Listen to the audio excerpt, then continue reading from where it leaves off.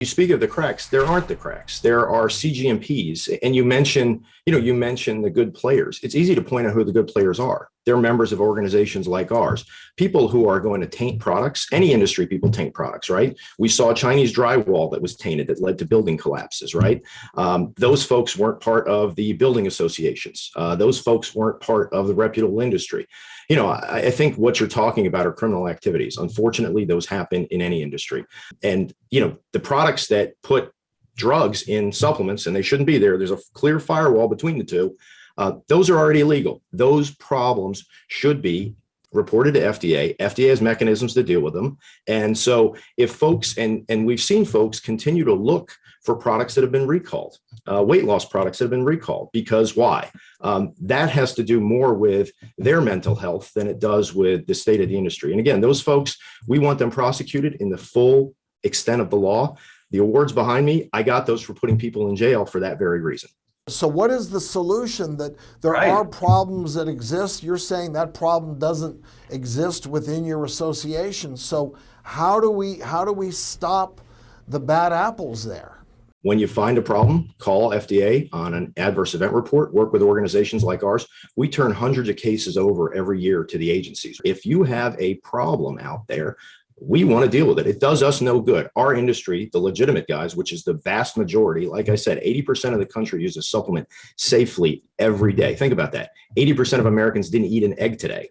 So, this is critical. People are going to take their supplements, and just trying to castigate the industry versus working with the industry, that's not going to benefit everybody. And as you guys know, as doctors, the second you tell one of your patients not to do something, sometimes they're going to do it anyway. They're just not going to tell you anymore. Good point. All right, back to you, Cristina. We need to get you back in the conversation. Why do you say the diet products target teenagers? First of all, let me say this. What Dan is asking us to do is to remain with the status quo that we know is not working and putting our kids' lives in danger out there.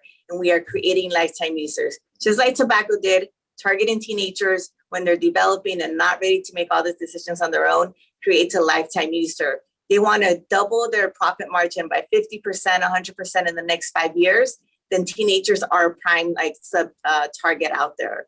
And so we want to work with everyone to create a list. We need to stop saying that this is about targeting vitamins out there. This is about targeting things that are specifically marketed as diet supplements and diet pills that are not regulated by the FDA. Dan, what's your response to the claim that diet product manufacturers target teens?